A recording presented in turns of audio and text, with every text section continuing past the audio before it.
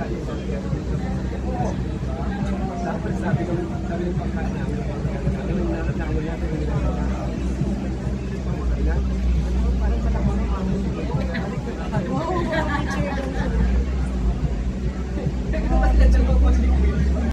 Tito Ricky anymore because he is already with our Savior. But you know who needs our prayers? It is the family who is grieving the loss of their loved one right now. So let's just continue to pray for them for strength. And you know, I believe the Lord wants to remind you in this season of grieving, might be like a roller coaster ride. One moment you're okay, one moment you're not. Even if you don't understand what's happening inside of you, your emotions, the Lord has.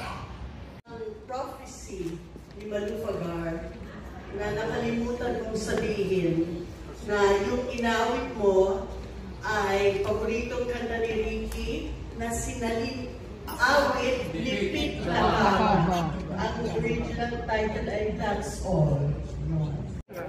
Saan ba yun? Sakto-sakto nilo. Yan, okay po. One. Ito talaga sinusunod. Okay.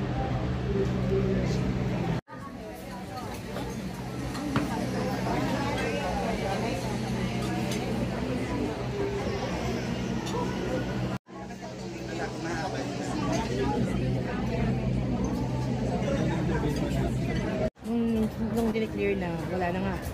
Anong reaction ng family or how do you react about paano nga ng daddy mo? Kung may nakakuha niyan, I would never have forgiven myself. Kung may nakakuha niyan, sabihin, hindi ako marunong mag-guard.